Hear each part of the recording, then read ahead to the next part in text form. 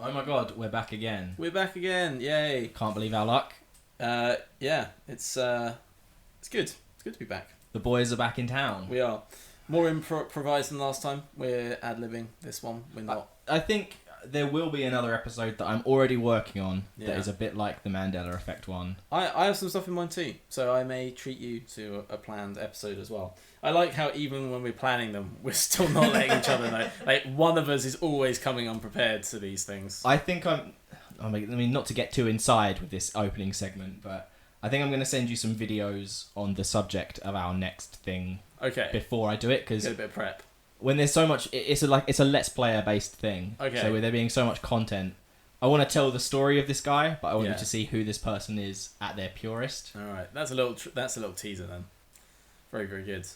Right, so what do you want to talk about? Have you got anything that's been a burning I've really Any wanted to question? talk some games. talk some games? All Because right. E3 happened in the time we were away. E3 did happen. Probably one of the most bland years of all E3s. I mean, E3 is something of a joke anyway. It's always been a bit of a corporate joke. But I have to say, you should get the announcements. you do. I'd say as someone who I've been pretty passionate about games, especially in the past. I have to say, I'm not falling out of love with gaming. I'm finding it really hard to get excited nowadays. I don't know whether that's just getting older and becoming more cynical, because the older you get, the more disappointments you're exposed to. Because there's a lot of people still getting excited about a lot of games, whereas I'm like, how's this one gonna let everyone down? And then it's just nice when there's a good one.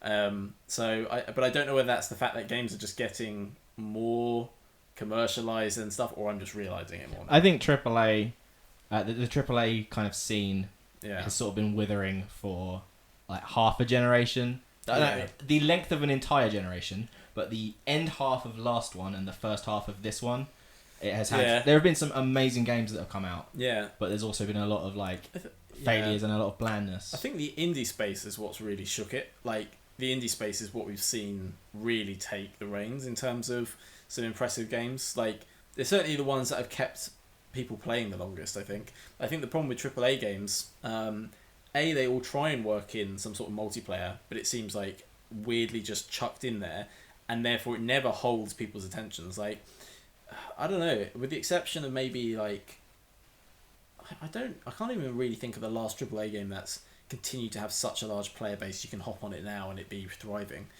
I mean, I was going to say Call of Duty, but I think even that's kind of gone down the way. That's waning. And also, they release one every year. This is the problem with yearly franchises, is you release one every year and it splits your player base. And also they do all these paid maps. So it's so when you launch, it's really good. Then there's a drop off for just people getting bored of the game. And then that player base gets split by people who are behind a paywall because they can't afford or they don't want to pay for these new maps. So half the player base goes there, then there's the third one. And pretty soon after you've released 2 or 3 map packs, you've got your players split between all of these different, paywalls, and you got you go on and it's either the people who are super hardcore and really annoying to play, or it's just lowers the tone. I still play a lot of Titanfall, Yeah. and I've been playing some Bloodborne recently. Aside from that, I don't play multiplayer games. No. Unless I'm playing co-op with a friend.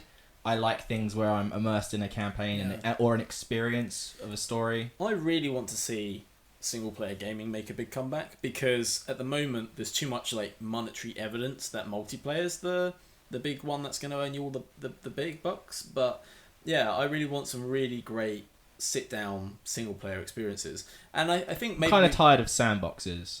Yeah, well, it's a weird one because they're so liberating and fun. They are really, really fun, but unless someone comes along and really revolutionises them, they're playing it. Somehow they've managed to take an open world where you can do anything and play it safe, which is that's really kind of sad. They should have been getting better and better, and they've really struggled with it. It's like having a massive surface area and really shallow water. Yeah. Versus the Marianas Trench Yeah, or whatever. it's true. Well, it's games that you got several different approaches to making really good open world games, and you're right, a big map means nothing, and if any game showed us that, it was No Man's Sky.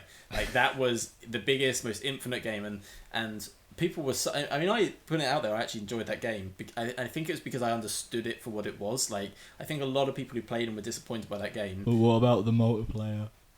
Yeah, The well, guy, yeah, he said on Conan O'Brien that there would be multiplayer. yeah. There When he was riding in a car with James Corden, he said there would be multiplayer.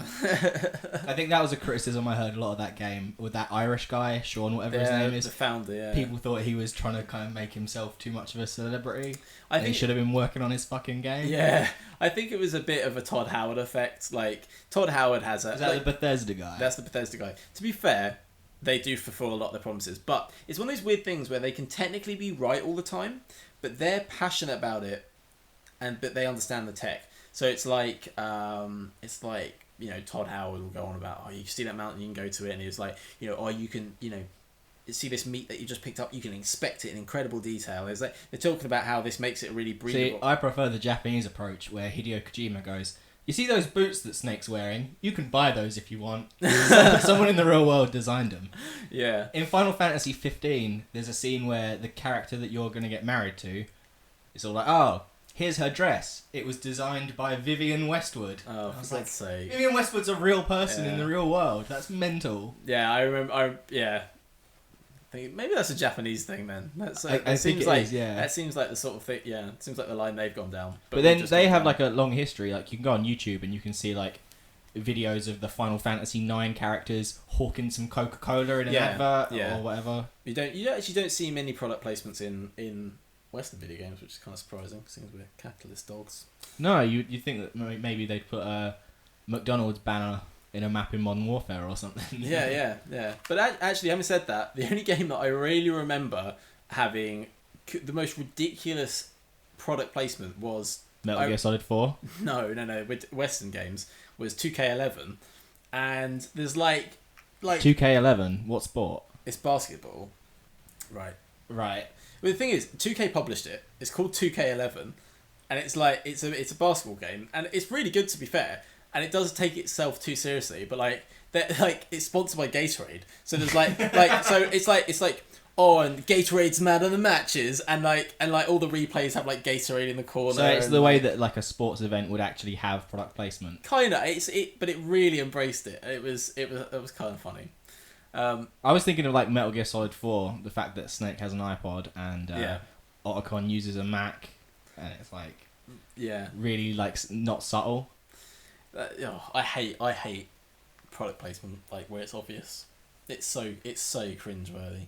I don't mind if it's like the NBA example where it's kind of appropriate. That's cool. I guess that kind of like the fact that like Metal Gear Solid 4 allows you to listen to music in game and that's an iPod. That's fine with me as well. These are things that like suit the if Volvo wants to provide cars for a film, cool, like more power to them. It's a car chase film, you have cars in it, but it's when you're like watching Transformers and a Bud Light track spills everywhere and the character's like, no, not the Bud Light. That cool refreshing taste. I still want to know how much of a joke the Head and Shoulders bit at the end of Evolution is.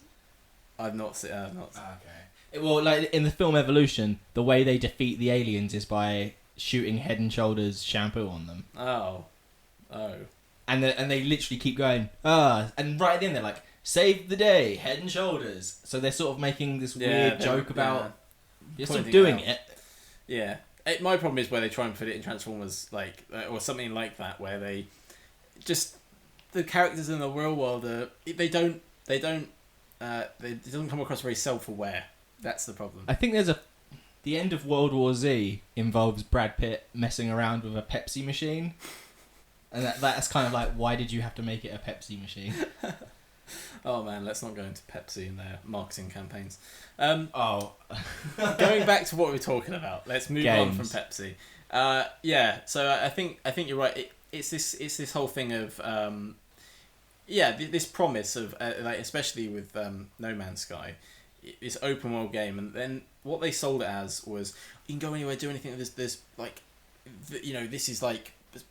There is a vast universe out there. Yeah, this map is like so many times bigger than our Milky Way, and the problem with that is it's technically true, but people don't understand how it was achieved and what procedure. They're like, you'll never come across the same animal twice. It's like, yeah, but you'll see the same eyes that was on the one last has animal. Sunglasses and the other one doesn't. Yeah, because it's basically just you have a bunch of pre-made models. They get gelled together in random ways, scaled differently and coloured differently. They're just rolling a dice with assets. Yeah, and so basically.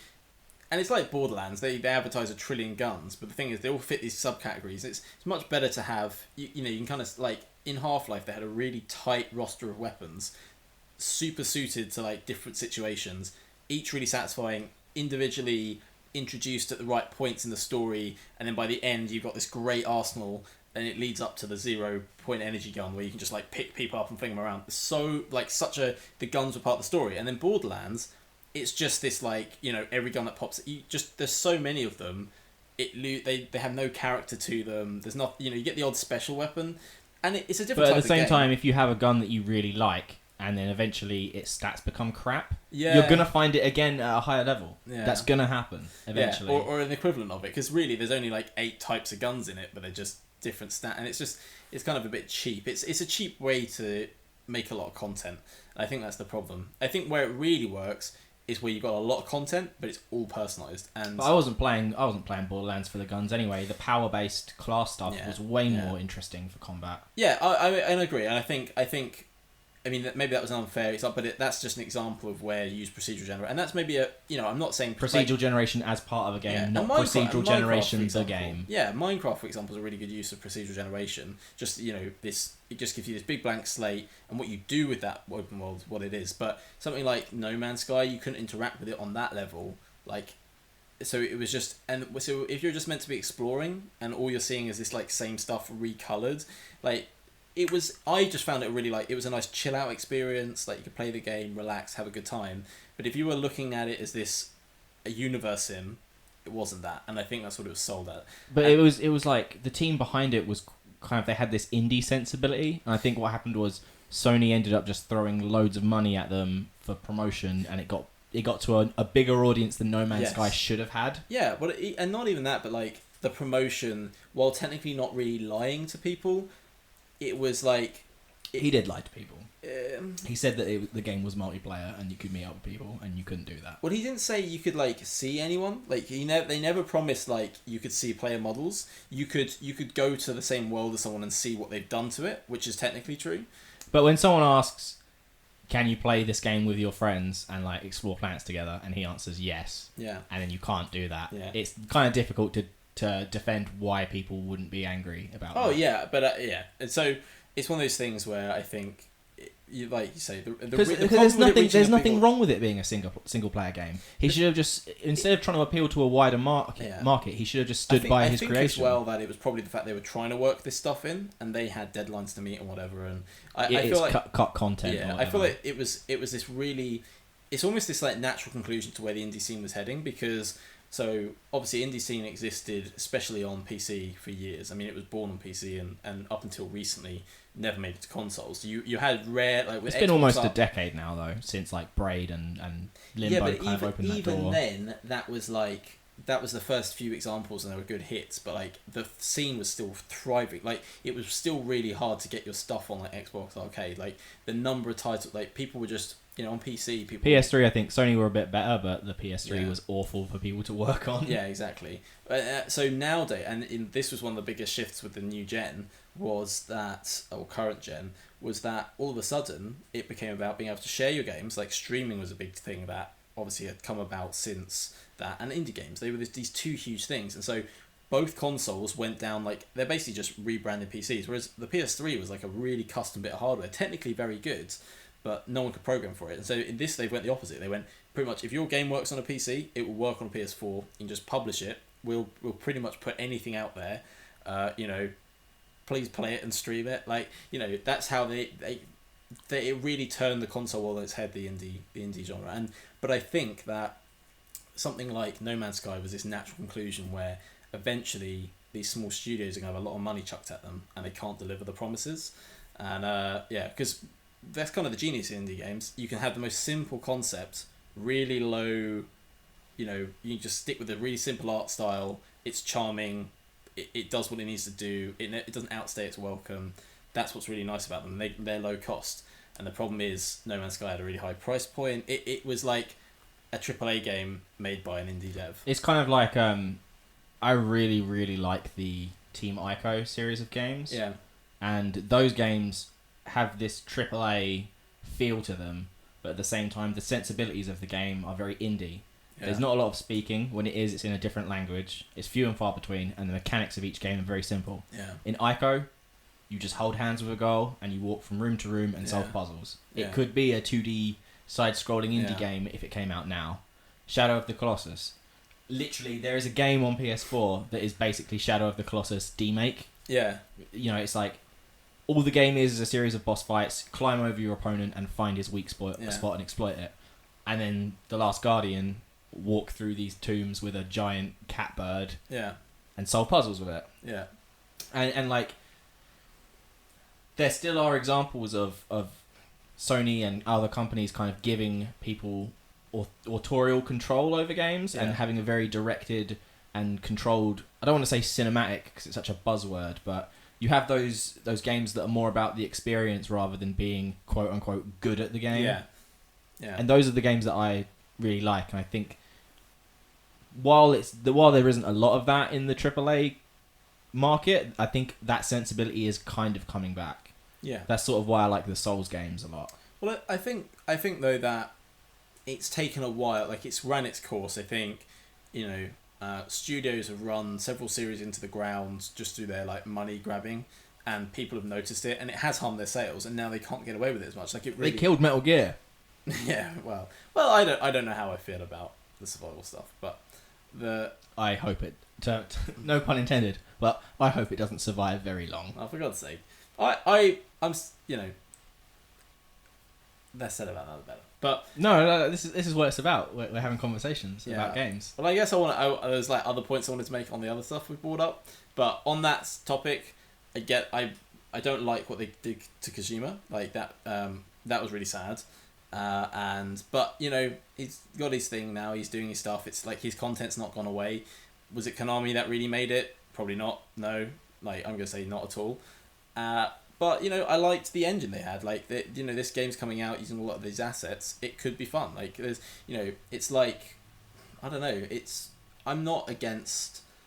It seems like they're taking it in a pretty interesting direction, and it could be really fun. Like, because I really enjoyed that. I really enjoyed the, you know, like, how that game feels, and it's cool to see something else done with it. There you go. There is no Metal Gear without Hideo Kojima. I would rather, you know, like how sometimes crazy people, when they love someone in a very destructive way, they're like, I will kill you before I see you with someone else. That's the level of madness. You just don't want to see any Metal Gear game release. I don't want to. The thing is, there was potential for Metal Gear to have spin-offs. The Raiden game, Metal Gear Revengeance, was crazy. He was fighting mechs and jumping around and palm-muting rock music. Comes in and out of time with your combat moves. Like, there are so many cool things you can do with that universe, and a 4-player co-op zombie survival game is just the most generic. To me, it's just like the most generic route that they could take it. And but I don't know if it is. Like, it's not. So but that, you know, it's like, you can describe that as broadly as you want, but I think it's the devil's in the details, and I think there might be some really interesting stuff they do with it. I don't know. I'm just reserving judgment. No, like the zombie missions of Metal Gear Solid 5 as well has these bits where the soldiers get possessed. Yeah. And it sort of becomes like a survival horror game for a couple of seconds. Yeah. Well, man, we should do a podcast where I just talk about how much I love Metal Gear Solid 5. But I'll just leave that one to you. Yeah. But like, I do see what you're saying. Like, there was potential for that engine, and combat does feel good in the Metal Gear 5 Fox engine, but I can't support them after. I don't know if this is the. I don't know if this then, like, I don't think it's necessarily them running it to the ground or whatever. I think it's just. I mean, if they do a bunch of mobile games, you know, like, then yes. But this is like their first outing doing this sort of thing. Let's see how it is. Like, it could be really fun. Like, it could be really, really good. It could be really you know, because the people working on it still might be passionate about it, and that's all it takes. If Konami have like got really involved and are just like, look, just chuck out any old trash and we'll stick Metal Gear on it, fine, that's bad. I'm just saying, I'm going to reserve judgment, and I'm not going to judge it based on the fact that, you know, part of the problem with Konami's business model as well is that video games is like it accounts for 5% of what Konami is as a company. In Japan, they do like household appliances. Yeah, they really don't care about. They're a mega corporation, and that was kind of part of what was revealed through all of that Kojima. Well, I think this is the thing, is that basically they just said, it's not worth investment for us because these games take a long time to make. We don't make that much return on them. They've even said that they're actually grinding they're slowing down their AAA. They're not going to really make AAA games anymore. They're going to just make mobile games. I mean, Metal Gear. So I think it's probably best that he got out. But they were unhappy with how expensive and how long the development on Phantom Pain was becoming. Mm-hmm. He released Ground Zeroes as like a compromise to try and recoup some of that investment early. And a lot of people hated that decision. I thought it was alright. I really liked Ground Zeroes, and I think Phantom Pain was a better experience for having that little story and mechanics introduction. Yeah. But they basically forced him to release Phantom Pain before he was finished with it. So it's probably better that he's now out of that world, and Sony isn't a much bigger, Sony's almost on the flip side. Yes, they have home appliances, but that's like bombing, and the one thing that's going well for them is the PlayStation. Sony TVs, Sony phones, they're all like taking a nosedive, whereas did you see the Metal Gear Solid 3 pachinko machine? No. So do you know what pachinko machines are? I do, yeah. They're like a massive market in Japanese arcades. Huge, and that is like a bigger part of Konami's business model than video games are. So what they're doing is they're just releasing pachinko versions of their video game stuff. Yeah, I mean, I watched some of the pachinko version of Metal Gear Solid 3, and it's like Big Boss and the boss fighting and shooting at Ocelot in these cutscenes, and they look amazing. Yeah, I have actually seen the footage. Yeah. But this is. They've got me by the balls, and I know they would rather run they would rather run Metal Gear into the ground than give it back to Kojima. Yeah, of course they would. They don't. They're big business and they don't care about artistic integrity. But I'm also not gonna. It doesn't mean that everything they produce with the name is gonna be bad. Some of it could be really good. I'm really looking forward to Death Stranding. That's the one thing that kind of makes it all okay. Yeah, I don't think they'll come along and do Metal Gear Solid 6. I don't think they'll do that, and I don't think they'll get the team to work on it. I think they will make spin-off and side stuff, and they'll use the engine, and they'll run it. They probably will run it to the ground, but at least you have what he made, and it's pretty tight. It's not, I think you could pretty easily ignore that. It's not like there was unfinished business there. I don't think. You've not seen the full ending of the Phantom Pain. No, yeah, that's true. This was. And I'm just gonna say that a lot of people feel like the story finishes before Kojima was finished telling it. Maybe. Which, for what is ultimately now going to be the last installment of the series, as far as we're concerned, is a very. It's like you have this lingering sensation of something that should be there but isn't. A Phantom Pain. Oh, for God's sake. Boo. Anyway, that was one hell of a tangent.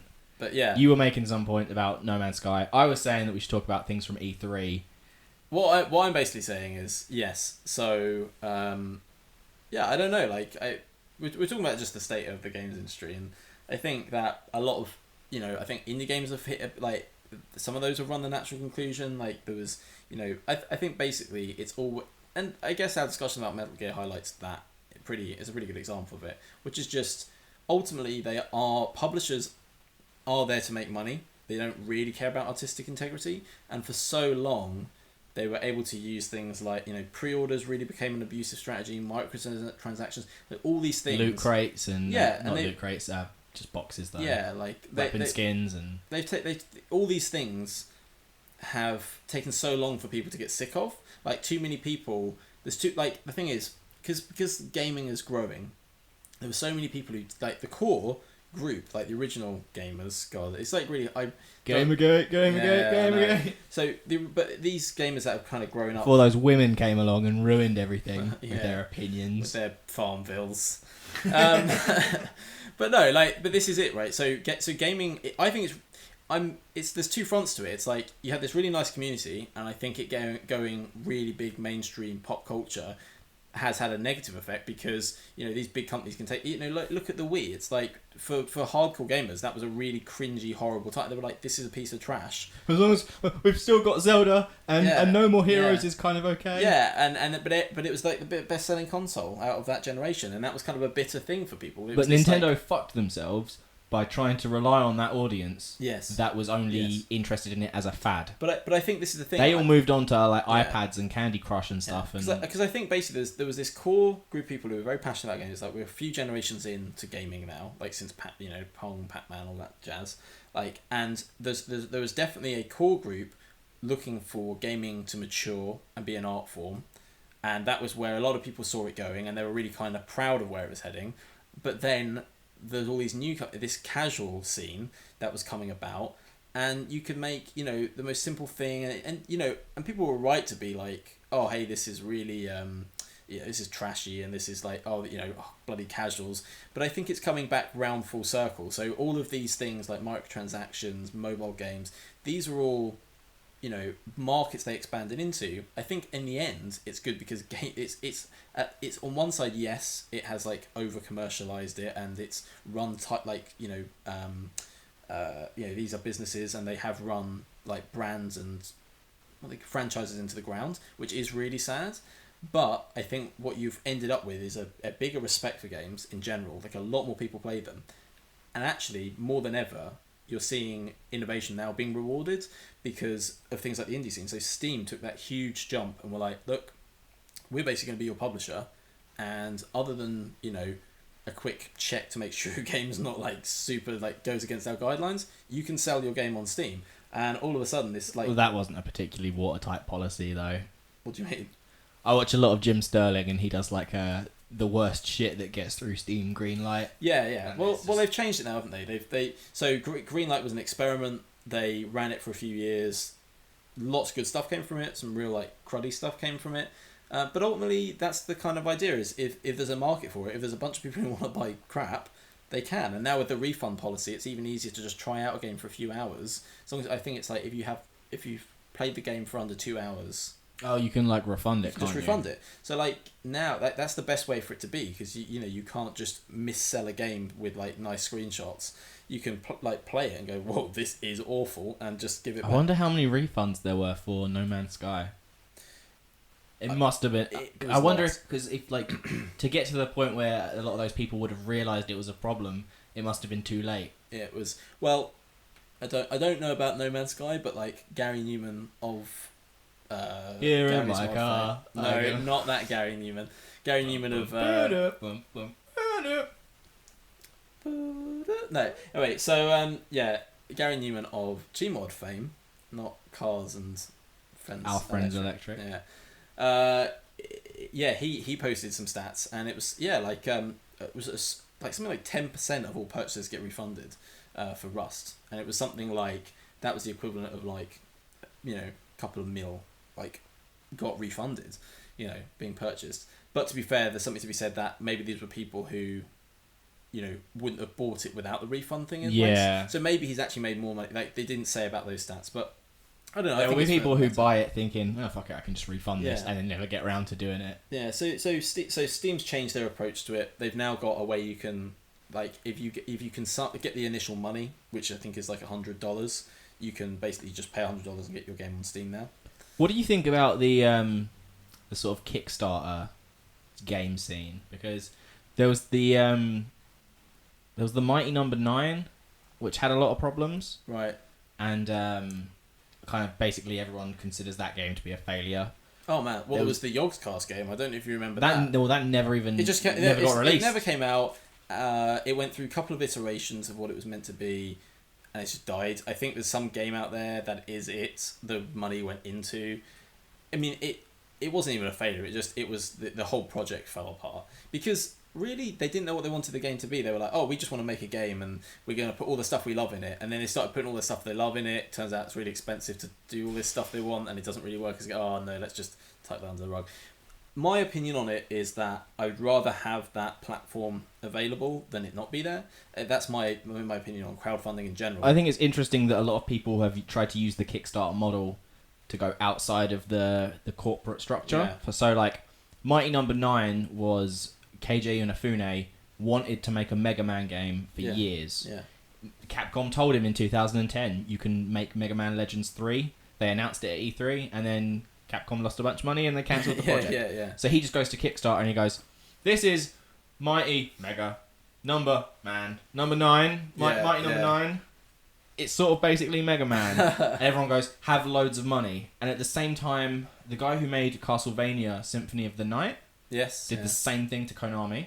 Yeah. He is now making a game called Bloodstained or something. I've heard of it, yeah. Like, well, and, you know, and, yeah, there've been some great examples. I mean... Ukulele? I was about to literally say ukulele. Ukulele is probably my favourite example of this, is where it...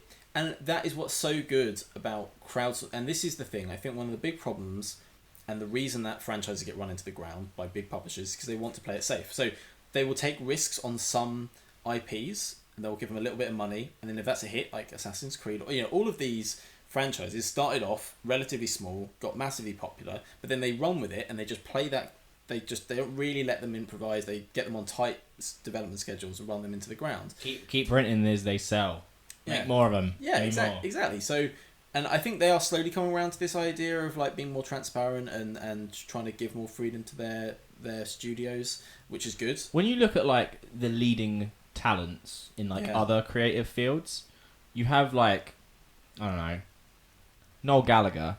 He doesn't write an album and then just immediately start work on another album. No. Do you know what I mean? He'll tour for a bit, then he'll have some time off and reflect. And the way that the games industry is, how expensive and how snappy it is, like they don't have the auteurs don't have the sort of space to come through. I think that I would probably say that film and games are more similar than they are to each other than they are to music. Well, another example is like Edgar Wright.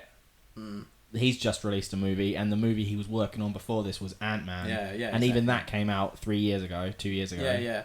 Well, you know, but the brewing period of video games is in a way that the development time is the same, but the amount of time they spend working on the thing is not the same. But also the thing that's different though is that, you know, so yes, you have companies like Bad Robot and stuff, but what the point is that usually films are you have a producer.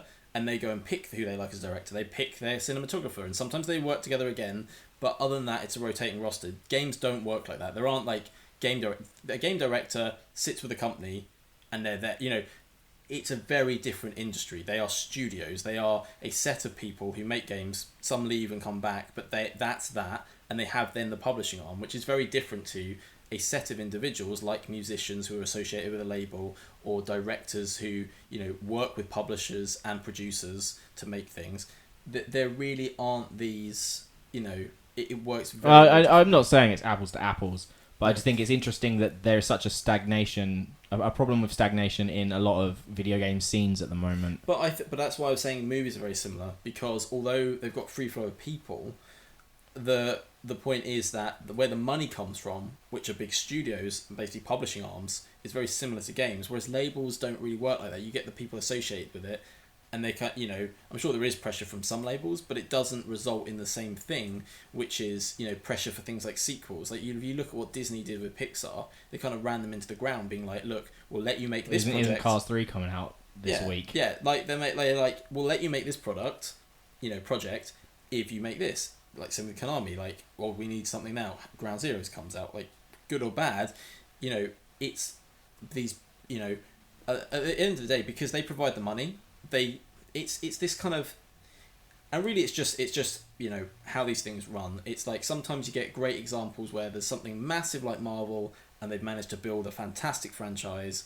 And here comes another podcast of us gushing about Marvel. Yeah, but we'll get off of this subject after this sentence. But basically, yeah, hey, look, here's a lot of money, you know, but we'll give them the freedom. They do it right. And then you get, obviously, disasters where they'll take a brilliant film and they'll make a terrible sequel, and they'll just, and even like Ant-Man, like they, you know, creative differences stop them and that's a Marvel film that I would say, you know, could have been better if Edgar Wright had stuck around and probably I mean, of course it would be better if Edgar Wright stuck around. Edgar Wright's the fucking man. He is the man. He hasn't made a bad movie since he started making movies properly. Yeah, exactly. And oh man, he just hasn't made enough movies for my liking. Like, I know. It's one of those things though where like, but maybe that's a good thing. Like, if he's only making products, like if he only ends up making projects that work, hey, take as long as you want. But the thing that's great about directors though, like there's a film called A Fistful of Fingers. Yeah. Right, Yes. which is his first Yes. Western film that he made hated in like it. college. He hated it. But so you can find it online. You can Yeah. find like the Cannibal the musical film that the South Park guys Yeah. made when they Yeah. were before they even made animation. Yeah.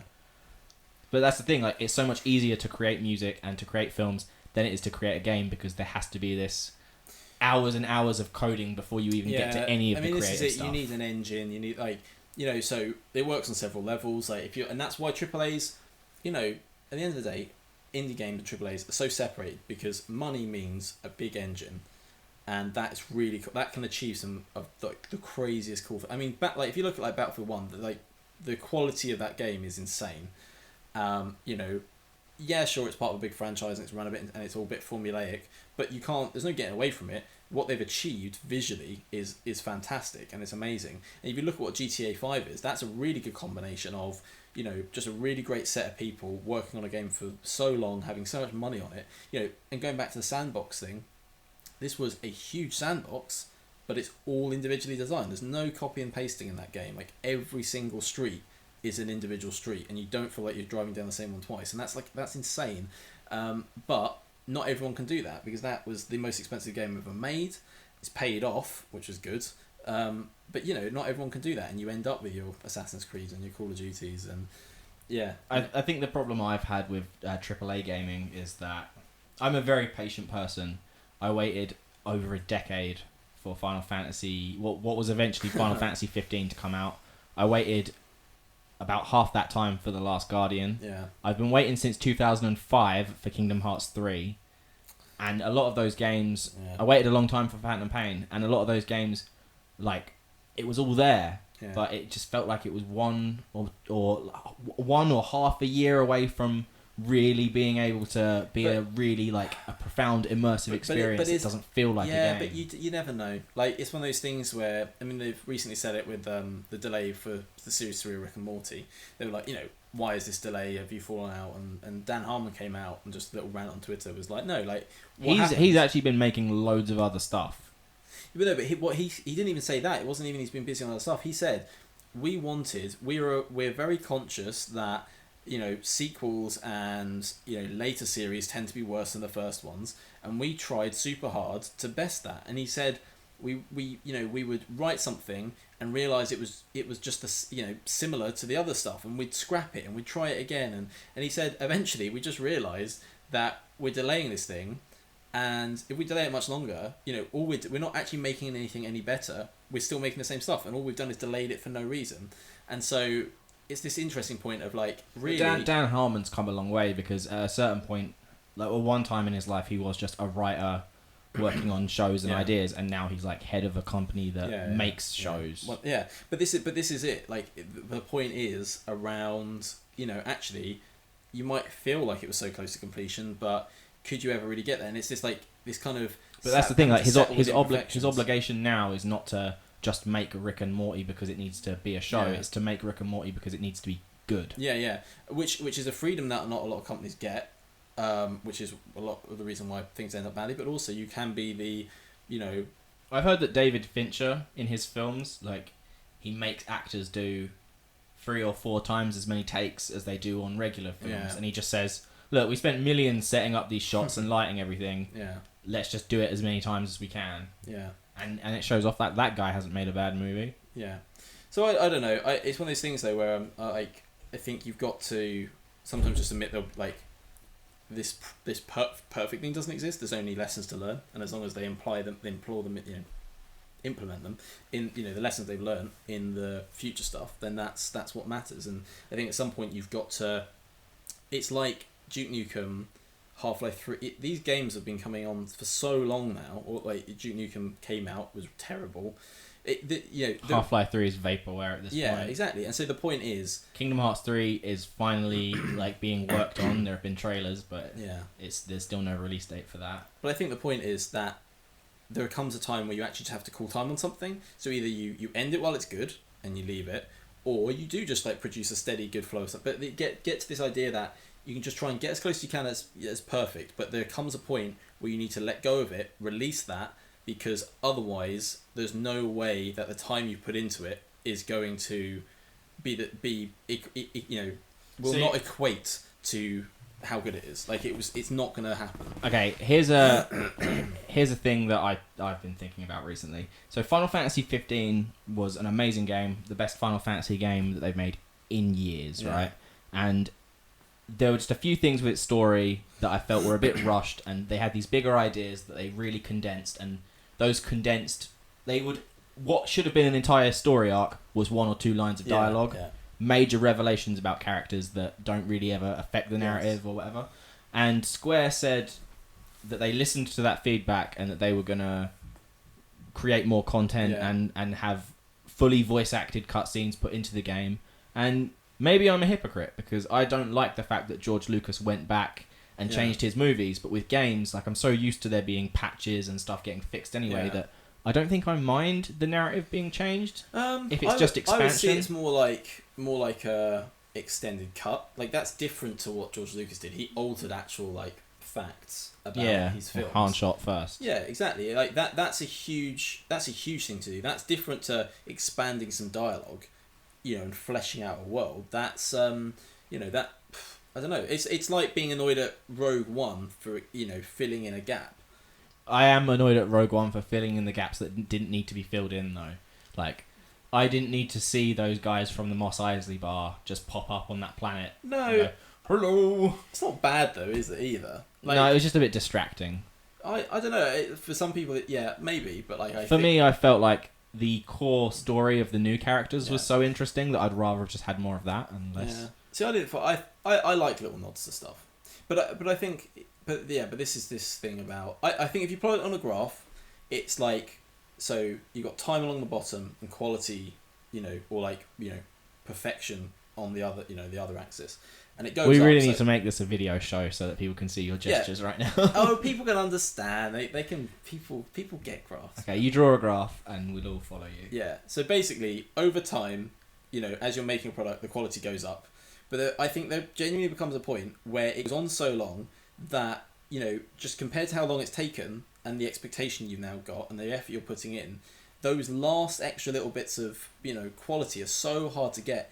Not only does it level off, but maybe actually goes back down to the point where, 6 years, is the product you made in 6 years really that good? Trying to get those, tweaks, are they ever going to be that right? I feel like there is a point at which is the perfect time to release something and just call it a quits and call it a package. And like that, let's say there was a bunch of stuff they wanted to expand and do. Maybe they just shouldn't have put those lines in it. Maybe they shouldn't have had those...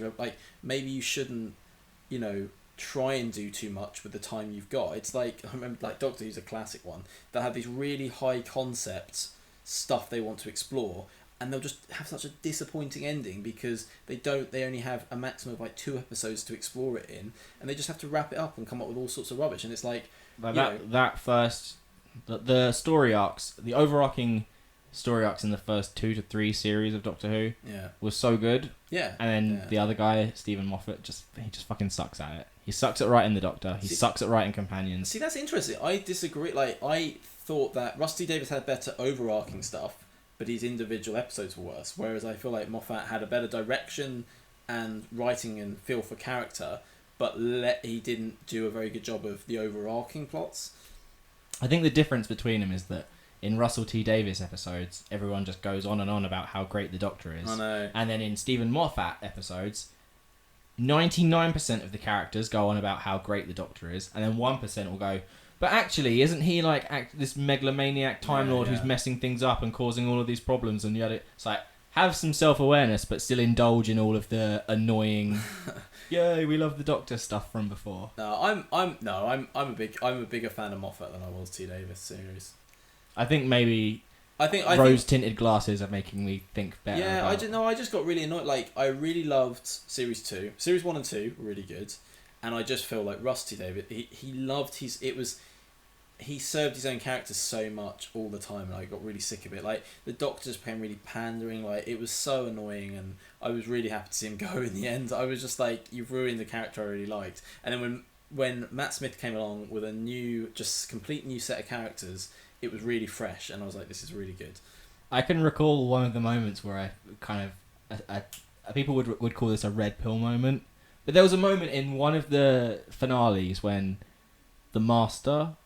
or someone else, played by Richard E. Grant, I can't remember, but he was the villain, and there was a lesbian woman who was also in a relationship with a lizard. Yes. A lesbian lizard Yes. couple, and he looked at them and went, "Disgusting." Yeah. And I was like, "Can he not just be evil? Why does he have to be evil and homophobic? Like, it's It just was such set a." in the Victorian era.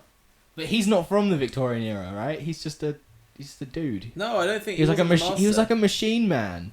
He wasn't the master. No, I got that wrong. But he was definitely like a Robert of some kind.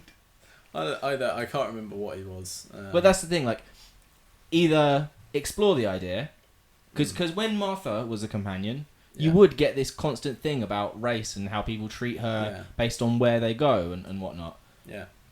It just felt like Stephen Moffat sucked at. He just talked about a concept rather than exploring a concept. It's like on 21 Pilots songs where he goes, "We got a lot of problems." Yeah, and then he don't really What talk what about. are they? Yeah, but I don't think Doctor Who ever really properly explored. I don't. This is what I'm saying. I don't. It's great for a lot of things, but it only ever really skirts, like, touches on some issues. It never fully indulges them. In fact, actually, more recent. I don't know if you watched the recent series. I haven't seen it in. I don't think anything of Peter Capaldi. I saw Peter Capaldi's first one. Stopped watching it. Got into it recently because I was watching it with someone, and really we've got back into it. I really enjoyed it. And one of the episodes, man, it's got so political. Like everything. Of course it has. Yeah.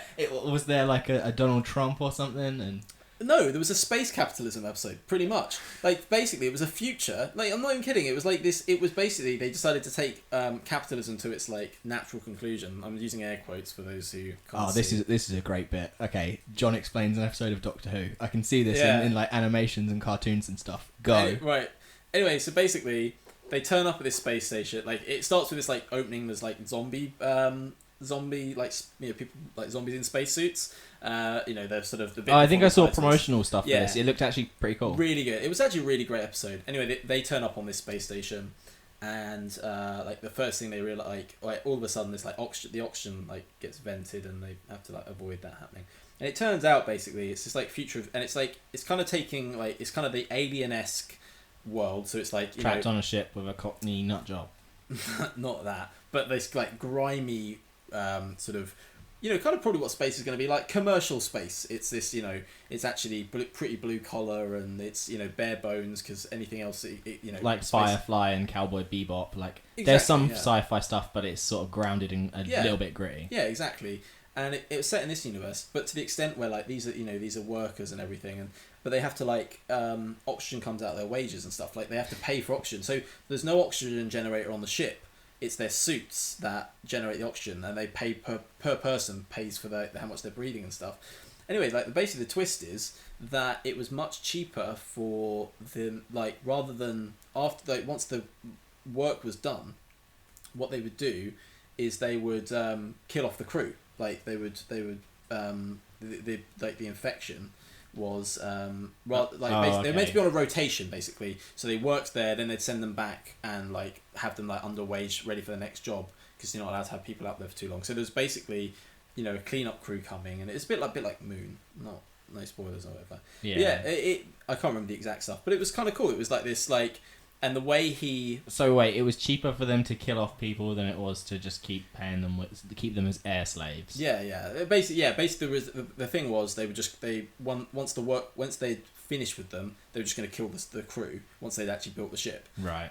Anyway, the way Doctor got it like round it was basically by he rigged it so that the station would explode if they were all killed off, and so they made them more valuable.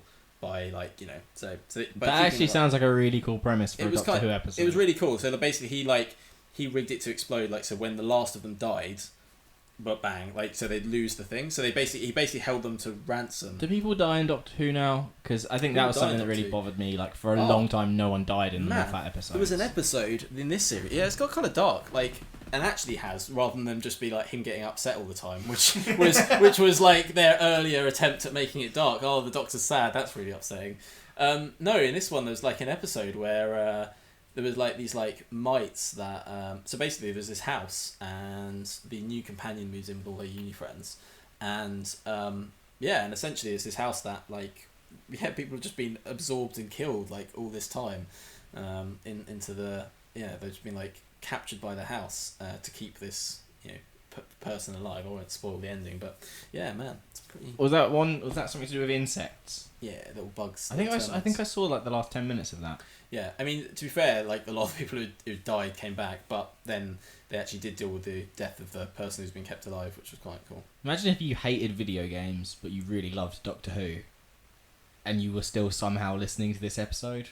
Yeah, you've taken some real left turns. Yeah, and I like it. Cool. Yeah, but media's all like quite intertwined anyway, isn't it? I don't even know how we got on the subject of Doctor Who. I have been saying since the start of this, like, let's talk about E3. I think that we should continue. We've got 10 minutes left, so I don't think there's a. Was there anything that you saw a trailer for at E3 that you wanted? Let's do the thing that our highlight of E3 and our least favourite thing of E3. Oh, okay, good. The thing is, I'm so not prepared for this because, in all seriousness, this is probably the least attention I paid to E3 since I knew it existed. So, just putting it out there. But like, let's go for our least favorite. Let's do the best one first. Let's do the highlights first. Yeah. Okay. So I'm gonna say the fact that they're making a remake of Shadow of the Colossus for PS4. That was a great reveal. That was a really big. Shadow of the Colossus is one of my favorite games ever, but the problem is on the PS2 version it has really bad frame rate issues. And on the PS3 remake, it feels archaic and clunky because it's a PS2 game. Yeah, exactly. So there's never been like a definitively perfect version of it. I have never been a big fan, that much of a fan of like a re-release with like these like touch-ups. A remaster, however, is pretty good. Like, that's pretty cool. I mean, this is kind of like. I mean, take the recent Crash release. That is meant to be fantastic. It looks amazing. Like all the reviews I read are like it's the exact same mechanics as the old game. But like so much, like you don't have these distractions of like annoying animations, and it's just so much. It's what the game should have been, like And they can like bank on that. They could release CTR, Crash Bash, all of those games. I would make love another one. A re-release CTR. I loved CTR so much. That was my that was my Mario Kart. Before we get on to your favourite E3, because I still haven't thought of it. I think I know my least favourite. Sonic Mania is like a. Have you seen this game at all? No. It's basically like. So there was a guy who. Oh, is this the one that's like? It's almost like because I remember there was that really good, the first like Sonic 3D Sonic game that everyone loved. I think Sonic Adventure was the. Oh right, maybe popular one. Maybe. But this game is like there was a guy who was making iOS ports of Sonic CD and Sonic 1 and Sonic 2, classic sort of 16-bit era games. Yeah. And eventually Sega just said, "We don't know what the fuck we're doing with Sonic anymore. Do you want to make like new sort of Genesis style Sonic game?" And he went, "Yeah, all right." So it's like they've actually taken on a sort of fan turned employee turned developer turned artist. I think more companies are going to have to start doing this because if you like going back to the crowdsourcing thing, this is people there are tools out there now that if people want something bad enough, they can pay people to make it, and fair enough, sometimes it falls through, but for the most part, maybe not even the most part, but there are some gems that come out of it. I mean, VR basically came from Kickstarter. Yeah, like Oculus Rift was too big of a risk for like other companies to take. Virtuous mission. Yeah, so people funded it, and it's out there, and it's now like estimated to be like the way that technology's going. Like it's huge business, and that came from a Kickstarter project. Diminished sense of reality. VR will do that to you, kid. For anyone who doesn't know, he's referencing. Do you have a favourite thing from E3? Yes, I've just remembered. Out of everything, I'm really, really excited about the new Wolfenstein game. I loved the New Order so much, and this one looks like it's just taking, just more of that good stuff, and I'm really, really excited for it. Is that the one that has like a sort of quantum time travel-y plot involving the Nazis sort of winning the war? Oh, well, is that part of it? Or yeah, I mean like that is it. I mean that's. I've heard that it's got some really high concept sci-fi storytelling on the go. Man, the New Order, like it doesn't really play with the time stuff that much. Like it's just an alternate reality where the Nazis won, because basically the New Order kicks off, and it's one of those games a bit like Doom was, but this one had surprising depth. So not only did they nail this like run and gun, just like big brawler shooter, and even they even have the main character play that so straight and down the narrow. He is just this generic guy, but they put him in this such a surprisingly rich world. And yeah, it's really good though. The Nazis basically managed to develop some like crazy new technology because of this the new the doctor that's like done all these experimentations. Dr. Poison. Oh, yeah, that's another topic for another time. But yeah, he ends up winning the war for them. They've got these like giant robot dogs. Anyway, the point is this get, and so you it starts with the final attempt to try and take down the Nazis, the assault on Castle Wolfenstein, and it fails. And you literally there's this brilliant opening where because you're basically disabled by it, and so you spend the next 20 years or 15 years in a care home, deprived of all but pain. And yet literally it's like it's the opening is just this it's brilliant. Like you once you play this opening, you're watching this like just these 15 years go by, and it's now an alternate 1960s, and there's even things like the yellow the blue U-boat is like, so the Beatles, like it still happens, but it was like under commission by the Germans. So you can find like the blue U-boat, and it's like there, and it's all sung in German. It has so much brilliant detail, and like even like when you go to bed, you end up having a nightmare, and you play levels of the old Wolfenstein game. Guten Tag. I don't know any more German, but that was yesterday. Yeah, it's Guten Tag. But this game was so surprisingly brilliant, and it was so emotional, and like seriously, the amount of effort they put into thinking about. So what they did, they had like 1960s Berlin, and it was like all super concrete structures, and they took what Nazis, because they had this whole ideology. They just went, oh, this is what happens if they built it, and they've got the super concrete structures. They have all this like old architecture they built, but like, man. Like concentration camps still exist, like labour camps still exist, and there's one bit where you play in Auschwitz, but it's been going around for years and it's now an industry, and it looks like it's snowing, but there's just huge chimneys and it's just ash like raining from the sky. Like the set pieces in that game are phenomenal, and it's just brilliant. What I'm about to say is going to be considered particularly a dodgy comment, yeah, but it really bothers me how like a lot of political discourse these days is people going, you guys are Nazis. And even if you think that someone has ideologically similar values, the thing that was dangerous about the Nazis was not their values, it was their ability to get shit done. Like massive structures, order, trains on time, suits. Yeah. Do you know what I mean? It's the problem with them is though, the reason that worked, because it basically Hitler just ignored the financial sanctions and went ahead and did it anyway. They were still massively in debt, but they just stopped paying their debt. And it was because he scapegoat. So the reason people compare it is because the reason they got stuff done was because they just it was temporary. It wasn't going to last. It wasn't like if he hadn't killed all the Jews and invaded Poland, Germany would have succeeded. It would have all come down anyway because he ignored the rest of the world and got on with it. That was. But in terms of like, I don't know. He really, really wanted to take over the world and was like actively trying, and for a little while there it looked a bit touch and go. No, you see, it was the ability to ultimately it's a flawed system for a whole bunch of other ethical reasons. But the thing that was truly dangerous about them was their ability to. Yeah, they were very. The thing is, and it's organised. That's why people say, "Oh, this is like a fascist dictatorship." It's all about like the organisation and the application of force. What was very interesting about Jesus Christ, I'm just talking about how great the Nazis were. No, and this comment is definitely potentially going to be taken out of context and make me lose a job at some point. And I don't think this is true. But if you were a conspiracy, or if you were someone who believed in like fate or like destiny, right? I'm just saying, to have the history that Germany has had, to be completely crushed during World War One, right? To have done what they did, to come back in World War Two, to do what they did, nearly taking over Europe, right? Where they basically captured everything but the UK, right? To do that, right? To get crushed again, and now to be the largest economic player in the European Union.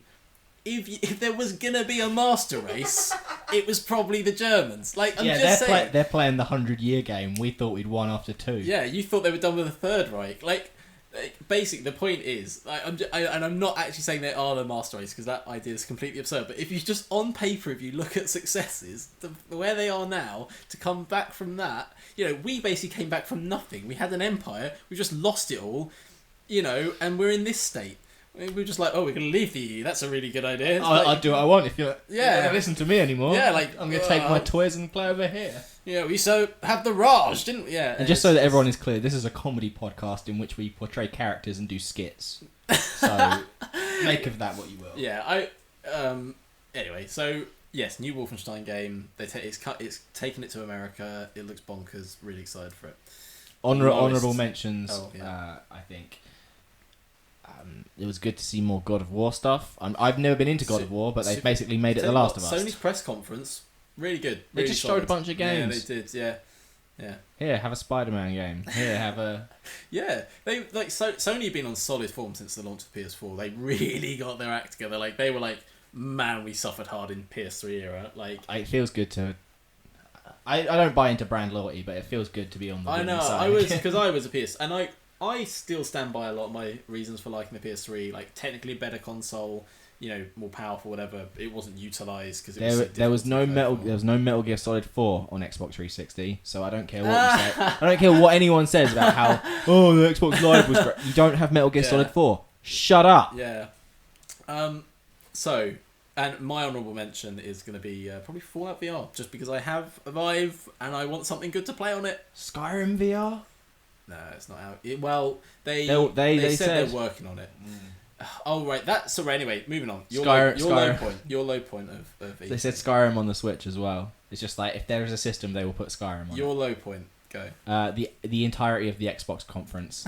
Yes. At one point, they showed a car, and they kept having these trailers that came out and said random YouTubers exclusive, and it'd be something like Assassin's Creed, and it's like that's a timed exclusive, and it says it in really small text in the corner, but what the voice says is exclusive. Yeah, exactly. And man, Xbox is still like they're getting better. Like the new VP of Xbox is pretty good, and he's a lot better than the guy who came. But like, man, they don't get it. Like they're so American. That's the thing. Like they're really, really American. From talking about how great the Nazis are to just completely condemning people based on their nation of origin. I'm not this has taken some people dodgy based on turn. I'm talking about the culture, like as a whole. I feel like it's this. Oh yeah, it's not black people I hate. It's just black culture. Don't take that clip out of context. No, the thing is though, culture is a bunch of actions and way of being, and I think culture can be wrong. Like, and anyway, I think most culture is wrong. Yeah, what we need is less culture. But what I mean is, it's very sports centric. They've always been like, Xbox being very sports centric. They've got big like brand deals with, like EA and stuff. Like that's kind of where they're very much about just like the first person, because there's still that Halo mentality, and I think that's why it translated into sort of bro frat boyish. Let's go and play some rounds of Halo and drink some Budweiser. And they're still trying to shake that, I think, and that's kind of shows by getting celebs out. It's just a very, and I'm not saying it's bad, but I'm just saying for me, I don't like that at all. That guy, I always hated the BF versus GF prank channel. Yeah, and not prank invasion. I know the one you're on about. To see that guy Oh, dying. Because his teleprompter went and he just... I really like this game. Oh, it's horrible. It makes me feel so ill. And, oh god, sorry. I'm just going to do too many honourable mentions. But Battlefront 2. Yeah. There's now 2 games that are Battlefront 2. Yeah. But they had the actress from the campaign. They brought her out. And she was like, I really like Star Wars. Star Wars is cool. Oh. And then they went, okay, we're just going to show you a match of Star Wars Battlefront now. And it ran for like 20 minutes. And I was like, this is too much. Yeah. The person playing became Darth Maul for about 10 seconds and then got killed. So Sony really just got on with it. They were like, here's a trailer for a good game. Here's a trailer for a good game. And everyone was like, yeah, cool. Like, what you don't need is people trying to make speeches and then going, yeah, so we're working on a game called Doom. We're trying to... So we have a great community and we want to support that community. And that's why I'm now offering free updates. On that, my low light, and you mentioned it, which is why I hurried you for yours, probably is the constant re-releasing of Skyrim. It makes me very sad. I was very... Just milking that cow dry, aren't they? Yeah, well, this is just the big difference between Bethesda, the publishing arm, and Bethesda, the game studio. Like, this publishing arm is like, hey, do you know what did really, really well? Skyrim. get it on everything. And I'm not great, more ways for people to play it, but I can't help but feel that if they weren't made to constantly port Skyrim, we might have a new Elder Scrolls game. But I think someone goes, we need to make some money. We need an IP that we haven't milked dead. Fallout, we just released one of those. Elder Scrolls, what's going to be cheaper and easier? Making a new Elder Scrolls game or just re-releasing the old one on this new system? To be fair, I don't know what actually happened because to be honest, it's that sort of thing where you could hire a completely separate team who just do ports and they could just do a port. So maybe, it's hearsay if I'm saying like it's affecting the development. It's not necessarily a juggling act. It's not like Todd Howard's like explicitly going to... Yeah, but also they did the whole paid mods thing, which I'm not against. It's one of those weird things that people have this... I think it rubbed people up the wrong way because existing mods got put behind a paywall when they were free and people... But I'm very much I do think that you do pay for what you get, and I don't think a free-to-play model is always good. And I think one of the whole reasons why YouTube is now in crisis is because people have expected this content for free for years, not realising where the money came from. And it's from advertisers. And it's this same thing of like, So when Bethesda... sorry to interject, but when Bethesda did their like big thing where they opened up the mod community for Skyrim, the most popular selling or downloaded mod was a mod. All it did was clean up the women. Literally, because everyone's super grubby in that game. It's all dark fantasy. Just clean them. Just clean them a bit. Oh man, bloody nerds. How pathetic is that? I know, that? it is so pathetic. There is definitely still there's plenty of throwback to the classic gamer stereotype, the dungeon dweller, like, oh man. I mean, it's just but now it's nice because I think gaming has, part of maturing is just having that broad spectrum. Like you've got, you've just, so many people are now catered for by games. It's great. Like you can pretty much find a genre and a niche to suit whatever you want. Like us playing games on a Tuesday, like all Lampard, the amount of games now, so many great games, and we can just play them for hours. But then you want to switch it up and like get immersed in a single player game. There's so much there now, and it's just. I think gaming's in a really good place right now because I enjoy games, be it tabletop, be it rock paper scissors, just to have an experience and a story. Even if the story is me and John played rock paper scissors, he won 2 out of 3 rounds, I won the one in the middle. That is a story. It's an experience. It's something that stays with you, and I think there's a lot of different experiences being offered. You just have to look for them and not just buy the same thing year after year. Exactly, and I think they'll, you are always going to have publishers, interfering with it. But I feel like if anything's come out of this, there are more people playing games than ever before, more people making games than ever before, and it is easier to make games than ever before and distribute them. And that is a brilliant thing because we are seeing now, like, and I think this is my final word on it all, is that we're seeing things like, Unreal, Unity, Source 2, these are all going to be completely free to use engines. And if you want to sell your game, you only have to give them a small cut of your profits to use it. There's no reason why people who want to make games now really can't. You don't actually need to make your own engines and know programming from the ground up. You can get a small team, like someone who likes being a modeler, someone who likes writing, and you can just make a game, and then you just get $100 together and you can put it on Steam. I mean, I did mention Jim Sterling's kind of his Steam clean light, I think he calls it, but it's easy to look at like really badly put together asset flips and crappy PC indie games, right?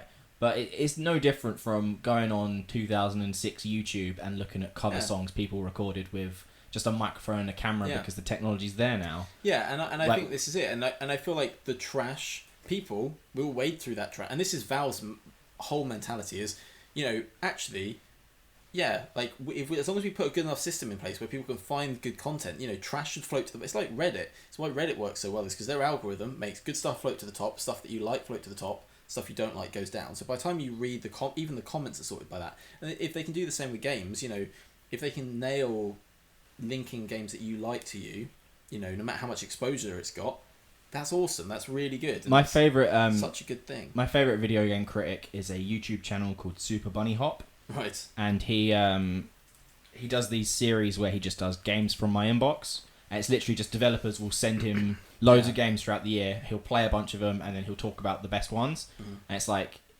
that's an example. And Jim Sterling does do an opposite of his let's trash dumb green light games thing, where it's like, here are the good ones. So I like that there is now these critics are valuable to wade through the chaff and find the wheat. Yeah, and YouTube's, we've just seen it move away from, and I think that's what, Sony and Microsoft got scared of, is that it's moving away from, needing a publisher and needing a studio, needing budgets, because, anyone in their bedroom can make a simple game. If they have a bigger concept and the, credibility to do it, they can get funded on Kickstarter, and then they can just put it out there, and people on YouTube can cover it. Like, you don't need adverts.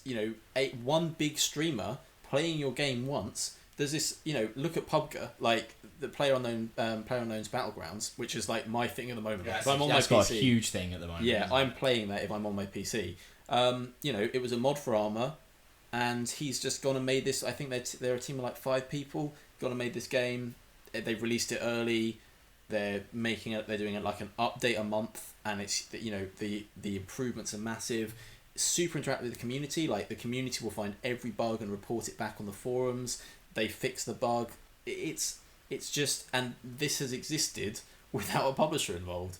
And then at E3 you see that it's been announced for Xbox. So all of a sudden you've got these big companies kind of powerless. They're like, oh, actually, we really need your game to get people on our console, rather than the other way around. And to take it back to like AAA for a bit, and just to talk about kind of the wider array of experiences. Like, I've seen games like Life is Strange and the Telltale Walking Dead things.